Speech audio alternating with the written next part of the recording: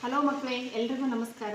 ನಾನು ಇವತ್ತು ನಿಮಗೆ ಈ A4 ಹಾಳೆಯಿಂದ ಈ ಪೇಪರಿಂದ ಇದರಲ್ಲಿ ಯಾವ ರೀತಿ ನಾವು ಒಂದು ಶರ್ಟ್ ನಾನು ಈಗಾಗಲೇ ಮಾಡಿದ್ದೀನಿ. ಈ ಶರ್ಟನ್ನು ಯಾವ ರೀತಿ ನೀವು ತಯಾರು ಮಾಡೋದನ್ನು ಹೇಳ್ತೀನಿ. ಆಮೇಲೆ ಇದೇ ಪೇಪರಿಂದ ನಾವು ವಿಧ ವಿಧವಾದಂತಹ ಅನೇಕ ಚಿತ್ರಗಳನ್ನು ಮಾಡುವುದು. ಅದರಲ್ಲಿ ನಾನು ಈಗಾಗಲೇ ಕಟ್ ಮಾಡಿದ್ದೀನಿ. ಈ ಟೆಡ್ಡಿ ಬಿಯರನ್ನು ಯಾವ ರೀತಿ ಕಟ್ ಮಾಡ್ಬೋದು, ಕಲರ್ ಪೇಪರಿಂದಾಗಲಿ ಅಥವಾ ನಿಮ್ಮಲ್ಲಿರುವಂಥ ವೈಟ್ ಪೇಪರಿಂದ, ಇವೆರಡನ್ನು ನಾವು ಇವತ್ತು ಕಲಿಯೋಣ. ಓಕೆ, ನಾವು ಈ A4 ಹಾಳೆಯನ್ನು ತೆಗೆದುಕೊಂಡು ಮಧ್ಯದಲ್ಲಿ ಈ ರೀತಿಯಾಗಿ ಮಡಿಸ್ಬೇಕು. ನಾವೀಗ ಶರ್ಟ್ ಮಾಡೋದನ್ನು ಹೇಳ್ಕೊಡ್ತಾ ಇದ್ದೀನಿ ನಾನು ನಿಮಗೆ. ಈ ರೀತಿ ಎರಡು ಭಾಗಗಳಾಗಿ ಮಡಿಸ್ಬೇಕು ನಾವು. ಆಮೇಲೆ ಏನು ಮಾಡಬೇಕು, ಇದರಲ್ಲಿ ಈ ಭಾಗವನ್ನು ಇಲ್ಲಿ ಮತ್ತು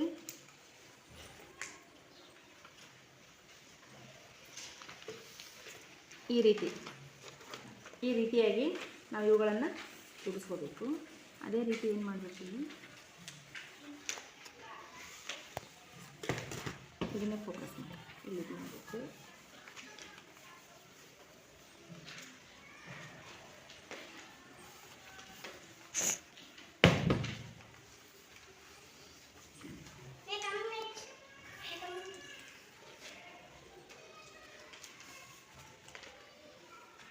ಇದಾದ ನಂತರ ಮತ್ತೆ ಇಲ್ಲಿ ಸ್ವಲ್ಪ ಈ ರೀತಿ ಕೆಳಗಡೆ ಇಲ್ಲಿ ಈ ಥರ ಮಡಚ್ಕೊಳ್ಬೇಕು ನಾವು.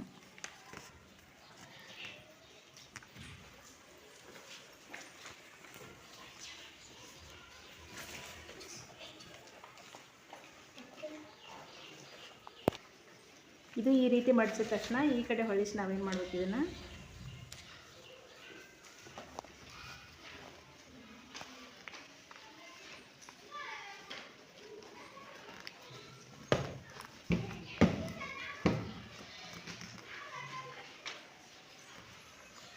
ಕೂಡಿಸ್ಬೇಕು.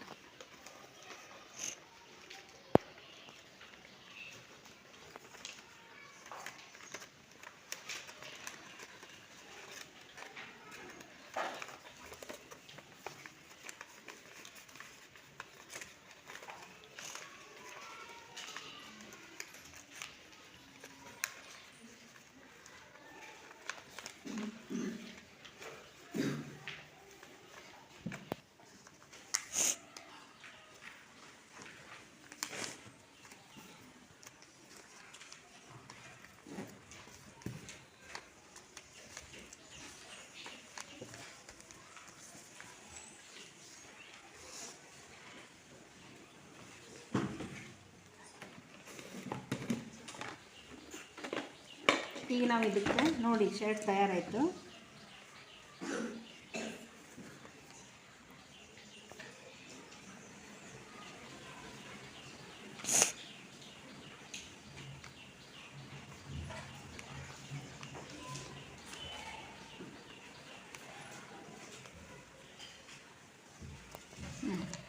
ಈಗ ಶರ್ಟ್ ತಯಾರಾಯಿತು.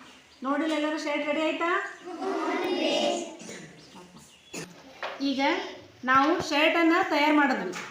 ಈ ಶರ್ಟನ್ನು ತಯಾರಾದ ನಂತರ ನಾನು ನಿಮಗೆ ಟೆಡ್ಡಿ ಬಿಯರನ್ನು ಯಾವ ರೀತಿ ತಯಾರು ಮಾಡೋದು ಅಂತ ಹೇಳ್ಕೊಡ್ತೀನಿ. ಇಲ್ಲಿ ಕಟ್ ಮಾಡಿದ್ದೀನಲ್ಲ ನಾನು ಈ ಟೆಡ್ಡಿ ಬಿಯರ್, ಇದನ್ನು ಮಾಡಿ ನೀವೇನು ಮಾಡ್ಬೋದು, ಇದರಲ್ಲಿ ಅಕ್ಷರಗಳನ್ನು ಬರೋದು ನಾವು ಸುಂದರವಾಗಿ ಗೋಡೆಗೆ ಅಂಟಿಸಿ ಅಕ್ಷರಗಳನ್ನು ಕಲಿಬೋದು.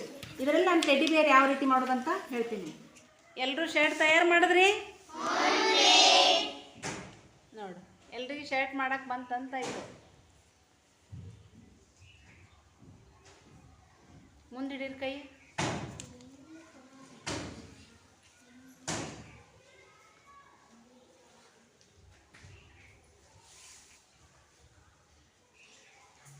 ಮೇಲೆತ್ತು.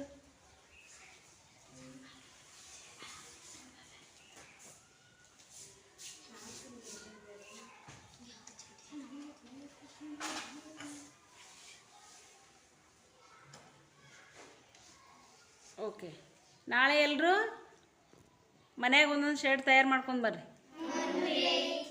ಓಕೆ, ಕೆಳಗಿಡ್ರಿ ಎಲ್ಲರೂ.